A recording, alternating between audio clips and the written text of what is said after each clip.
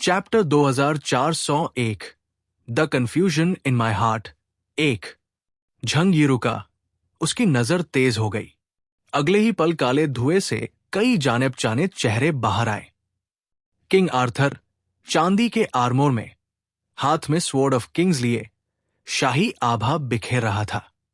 उसके पीछे Knights of the Round Table थे, मानो अभी अभी किसी बड़े बैटल से लौटे हों। Knights of the Round Table के पास ही सलादीन खड़ा था, लंबा, शांत और परछाइयों में घुला हुआ, और उसके पीछे शैडो फील्ड लीजन के बचे हुए सैनिक बिल्कुल खामोशी से खड़े थे। किंग आर्थर और उसका समूह झंगी और उसकी टीम से जा मिले। चूंकि झंगी रास्ते के ऑब्स्टिकल्स पहले ही साफ कर चुका था, उन्हें आने में कोई दिक्कत नहीं हुई। केओस, हम आ गए, जैसा तुमने अनुमान लगाया था। वैटिकन वाले सच में परछाइयों में कुछ प्लान कर रहे हैं, किंग आर्थर ने झंगी से कहा। उसने कोलंबिया में खड़ी मॉर्गन की तरफ देखा और हल्का सा सिर हिलाकर अभिवादन किया। मॉर्गन ने झंगी को देखा, फिर किंग आर्थर और सलादीन को, और उसे तुरंत ही समझ आ गया कि क्या हुआ है। तो तुम भी पीपल ऑर्गेनाइजेशन में शामिल हो गए? ठीक है, वैटिकन से तुम्हारा झगड़ा हुआ था, समझ सकता हूं, मॉर्गन ने शांत स्वर में कहा। उनकी हालत देखकर झंगी ने पूछा, वो वैटिकन वाले कहाँ गए? भाग गए? सलादीन ने कहा, फादर ओरियोन और सिस्टर लेबनिस अपने लोगों के साथ डार्क सन फॉरेस्ट छोड़ चुके हैं। सलादीन की आंखें ठंडी थी और उसने धीमे स्वर में जोड़ा, उनका मकसद जरूर वैटिकन की साजिश से जुड़ा है, पर असल में वो क्या चाहते हैं, ये अभी हमें नहीं पता। बातचीत एकदम से मुड़ी और दोनों ने झंगी की ओर देखा। केओस, किंग आर्थर ने संकोच के साथ कहा, असल में हुआ क्या है? पैपेसी वाले क्या प्लान कर रहे हैं? ये जंगल हमारी उम्मीद से ज्यादा खतरनाक लग रहा है। झंगी ने कंधे उचका दिए। मैंने किसी की एबिलिटी इस्तेमाल की थी एक पॉसिबल फ्यूचर देखने के लिए।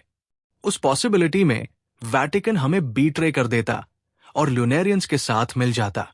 इसलिए मैंने तुमसे कहा था उन पर नजर रखना। वॉट? सबके चेहरों पर हैरानी उभर आई। ल्यूनेरियंस के साथ मिल जाएंगे? पैपेसी? इससे उन्हें क्या फायदा? और ल्यूनेरियंस अभी ही क्यों हमला करेंगे?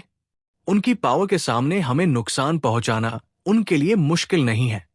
मॉर्गन और बाकी लोग बिल्कुल कंफ्यूज थे, यहां तक कि शैडो स्पेस वाले भी।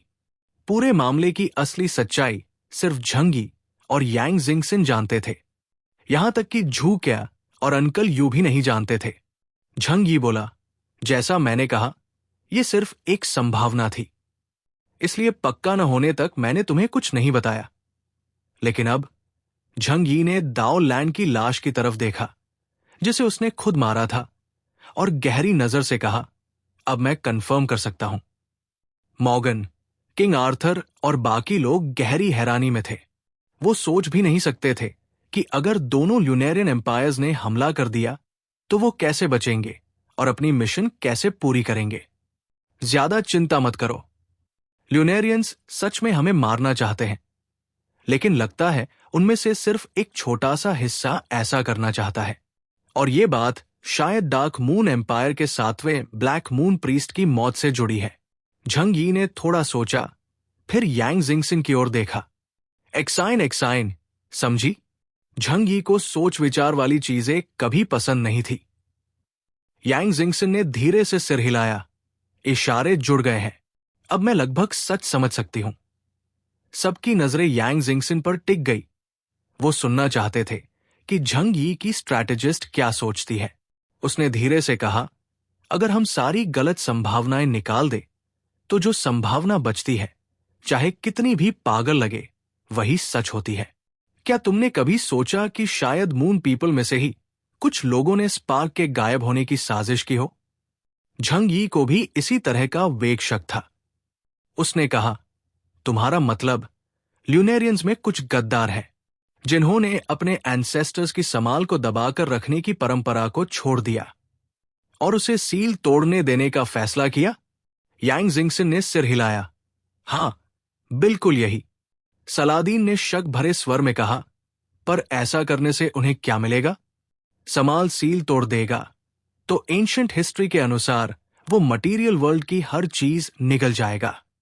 ऐसे में सबसे पहले ल्यूनेरियंस ही मरेंगे। क्या वो खुद अपनी मौत बुला रहे हैं? यांग जिंगसिन हल्का सा मुस्कुराई। हां, उन्हें पता था कि वो मरेंगे, लेकिन फिर भी उन्होंने यही चुना। इसे ही शायद फेत कहते हैं। फिर उसने सबको समझाया, स्पार्क का गायब होना शुरू से ही रहस्य था। इतनी सेक्रेड फिगर को शाइनिंग मून एम्पायर ने हमेशा पवित्र माना था। कोई भी शैडो वॉरियर उसे इतनी आसानी से कैसे ले जा सकता था? अंदर से किसी का साथ न मिले तो नामुमकिन। दूसरा, मून पर पहुंचने के अगले ही दिन ब्लैक मून प्रीस्टेस एक्लिप्स यान की मौत। इतना बड़ा संयोग कैसे हो सकता है? तीसरा, दाओ लैंड का झंग यी पर हमला और शैडो असैसिन का प्रकट होना। चौथा, वैटिकन की अजीब हरकतें। अगर झंग यी की शक्ति उनकी उम्मीद से ज्यादा न होती तो अर्थ के किसी भी बिशप लेवल सुपरह्यूमन का यहां बचना असंभव था। यांग जिंगसिन ने कहा, इन सब बातों को मिलाकर मुझे यकीन है कि ल्यूनेरियंस के बीच एक नई शक्ति उभरी है। उनका मकसद समाल को रिवाइव करना है और वैटिकन पहले से ही उनसे संपर्क में था। फादर ओरियोन और सिस्टर लेबनिस मून पर सील को मजबूत करने नहीं आए थे। उनका असली मकसद कुछ और ही था। जहां तक बात है कि उन्होंने ऐसा क्यों किया, उसने कंधे उचका दिए। कौन जाने, शायद वो समाल के कट्टर भक्त हों, जो उसके लिए मरने को तैयार हों। पैपेसी वाले भी तो ऐसे फनाटिक से भरे हैं। मॉर्गन फिर भी नहीं समझा। ल्यूनेरियंस पागल हो गए ये तो ठीक, पर होली सी को क्या फायदा? उनकी जड़ें तो अभी भी अर्थ पर हैं। यांग जिंगसिन ने सिर हिलाया।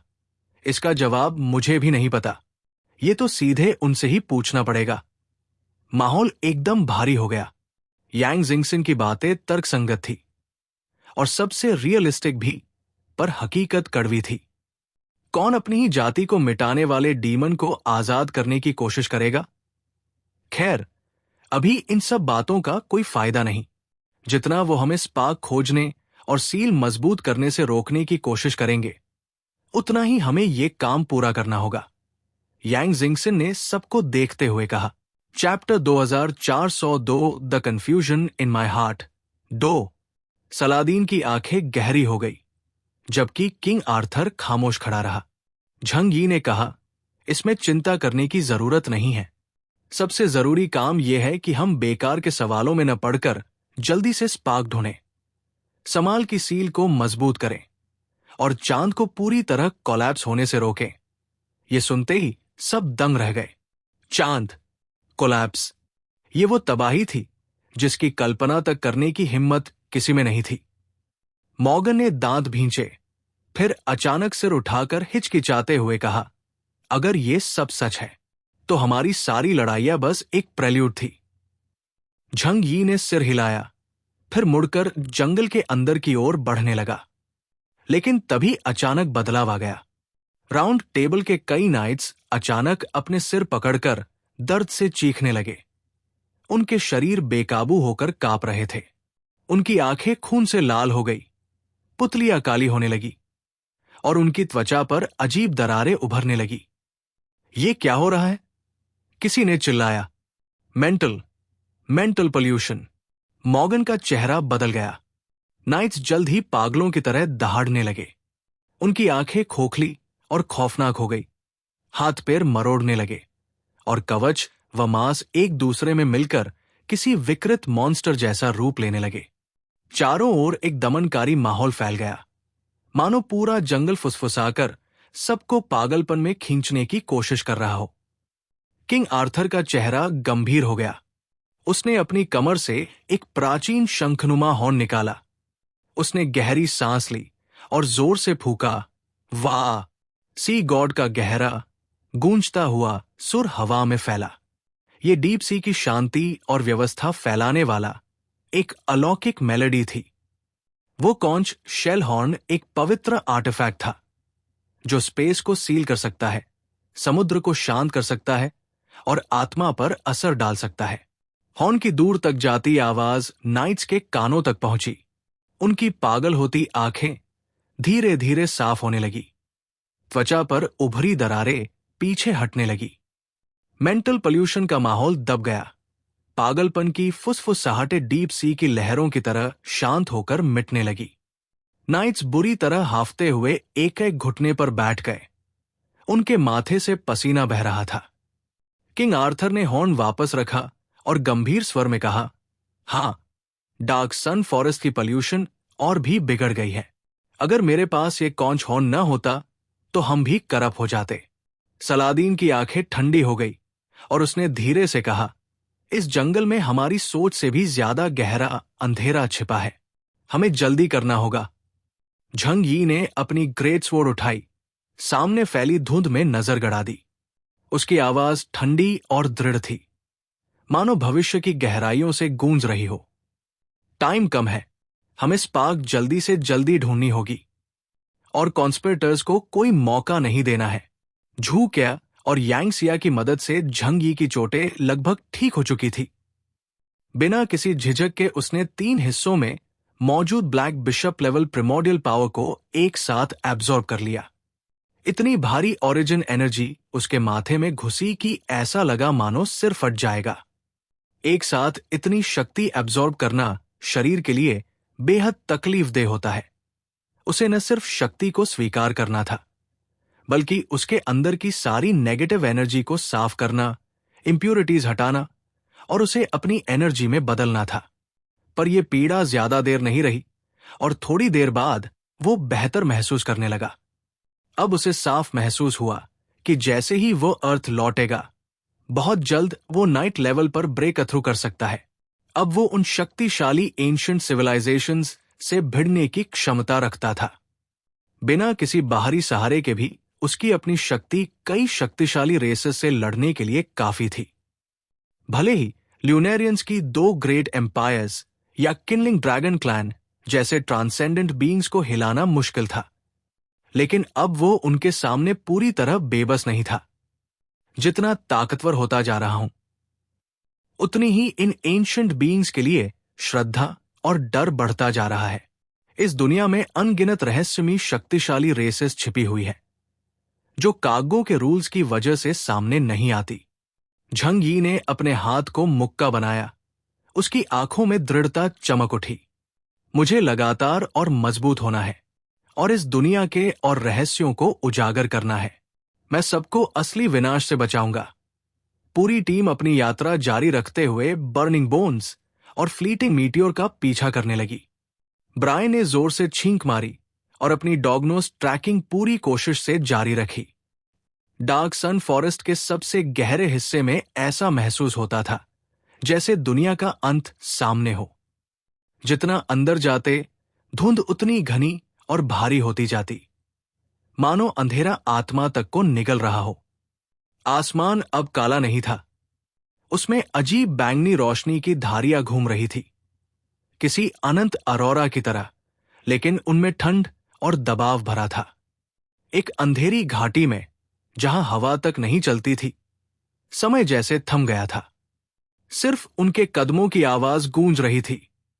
अंधेरे में 2 आकृतियां उभरी, शन लियक्सिंग और फेंगू। दोनों बेहद थके और घायल थे, लेकिन उनकी आंखों में अटल दृढ़ता थी। लंबी यात्रा और खूनी लड़ाइयों ने उनका शरीर घायल कर दिया था, लेकिन इस क्षण फेंगू की आंखों में उम्मीद की लौ जल रही थी। शन लियक्सिंग ने अपनी आंखें बंद कर ली और उसका हाथ पकड़कर आगे बढ़ने दी। उसे फेंगू पर पूरा भरोसा था। उनके सामने एक भ्रमों से भरी सीमा थी, मानो कोई अंधेरी अंडरवर्ल्ड गेट, जहां रोशनी और परछाइयां घुमड़कर विशाल वॉर्टेक्स बना रही थी। फेंगू ने उसकी हथेली कसकर पकड़ी और गहरी आवाज में बोला, "यह डार्क सन फॉरेस्ट का हार्ट है। हम पहुंच गए हैं। यहां हम नाइट विच से मिलेंगे। वही तुम्हारे सिल्वर मून गार्डियन वाले स्पेल को तोड़कर तुम्हारी नजरों को वापस लौटा सकती है।" शन लियक्सिंग की आवाज उत्साह से कांप उठी। "सच में? मतलब मैं इस दुनिया को फिर से साफ साफ देख पाऊंगी?" फेंगू ने सिर हिलाया। उसकी आवाज पहले से कहीं नरम थी। "हां, और जब तुम्हारी आंखें ठीक हो जाएंगी, हम बहुत सारी जगहों पर जा सकेंगे। हम दुनिया देखेंगे।" उसकी आवाज अचानक धीमी हो गई और उसका दाहिना हाथ मीटियोर को कस गया, क्योंकि वो जानता था कि रेडिएंट मून और डार्क मून एम्पायर्स दोनों के लोग उन्हें खोज रहे हैं। मीटियोर भले ही अपना प्रकाश वापस पा चुका था, लेकिन वो डार्क सन फॉरेस्ट को छोड़ नहीं सकता था।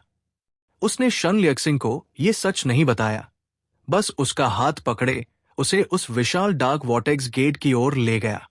अगले ही पल वे उस अंधेले और भ्रम की सीमा को पार करके एक बिल्कुल नई जगह में पहुंचे। उनके पीछे सब कुछ गायब हो गया। दुनिया अचानक खामोश हो गई।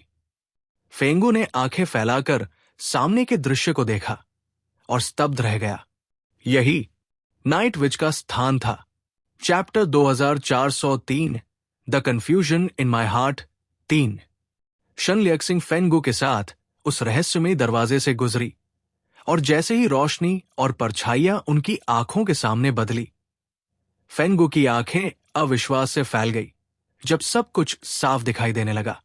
उसके सामने जो दृश्य था वो लगभग 100 साल चांद पर रहने के बाद भी उसने कभी नहीं देखा था। रेडिएंट मून एम्पायर हमेशा चांदी जैसी तेज सफेद चमक से भरा रहता है, जो पहली नजर में सुंदर लगती है, लेकिन ज्यादा देर देखने पर आंखों को चुभने लगती है। डार्क मून एम्पायर हमेशा घने अंधेरे और धुंध से ढका रहता है, रहस्यमयी और भारी दबाव देने वाला। लेकिन उनके सामने जो घाटी थी वो शांत, एकांत और बेहद सुंदर थी। वहां अनगिनत फूल, घास और पेड़ उगे हुए थे, और उन सब पर हल्की बैंगनी रोशनी जमी थी। घाटी के मध्य में एक विशाल काला लॉरल ट्री खड़ा था, जिसकी घनी शाखाएं सूर्य की रोशनी रोक रही थी, और उसके हर पत्ते पर ऑब्सिडियन जैसी काली चमक झिलमिला रही थी। बर्निंग बोन्स की नजर तभी ठिठक गई जब उसने उस पेड़ के नीचे बेलों से बना झूला देखा। उस झूले पर काले और बैंगनी वस्त्रों में लिपटी एक स्त्री बैठी थी, जिसका चेहरा पूरी तरह अंधेरे में छिपा था। उसके चारों ओर अनंत छायाएं तैर रही थी, और उसके पीछे एक काला क्षीण चांद मंडरा रहा था। डार्क मून की ठंडी रोशनी घाटी में लहरों की तरह फैल रही थी, जिसे सीधा देखना भी खतरनाक था। उसका चेहरा काले घूंघट से ढका था, सिर्फ उसकी बेहद गहरी आंखें दिखाई दे रही थी, जैसे वे किसी के भाग्य की जड़ तक देख लेती हों। ये कोई और नहीं बल्कि डार्क सन फॉरेस्ट की शासक नाइट विच थी। फेंगू ने जैसे ही उसे देखा, उसके पुतले सिकुड़ गए, घुटने कांप गए, और वो जोर से जमीन पर गिर पड़ा। ग्रैंड मदर, उसकी आवाज थकी हुई थी, लेकिन उसमें दर्द, लगाव और उम्मीद भरी हुई थी। ये एक शब्द उनके रिश्ते का पूरा सच खोल रहा था। बर्निंग बोन्स और नाइट विच वास्तव में एक ही रक्त से थे। शायद इसी वजह से फेंगू यहां तक आने पर भ्रष्ट नहीं हुआ। नाइट विच ने उसे और उसके पास खड़ी लड़की को बहुत देर तक चुपचाप देखा, फिर धीमे से बोली, तुम नाइट सोल के बेटे हो? क्या सच में इतना समय बीत गया? तुम तो इतने बड़े हो गए। जब वो गायब हुई थी तब उसका बेटा अभी छोटा था, और आज वो अपने पोते को देख रही थी। लेकिन फेंगू का यहां आना बताता था कि बाहर बेहद गंभीर स्थिति बन चुकी है। हाल ही में डार्क सन फॉरेस्ट में अंधेरा बढ़ रहा था। उसे पहले ही समझ जाना चाहिए था। उसने फेंगू की ओर देखा और कहा, तुम यहां कैसे पहुंचे? और रेडिएंट मून एम्पायर की फ्लेम को साथ क्यों लाए? उसे खोकर बाहर के लोग पागल हो रहे होंगे। उसे समझ आ गया था कि ये बदलाव किस वजह से हो रहे हैं। चांद पर 2 बड़े एम्पायर्स हैं, रेडिएंट मून और डार्क मून। रेडिएंट मून हमेशा ऊपर माना जाता है, क्योंकि डार्क मून एम्पायर समाल के वंशज है, वो गद्दार जिसने सब बिगाड़ा था। सील को जीवित रखना रेडिएंट मून ही करता आया है।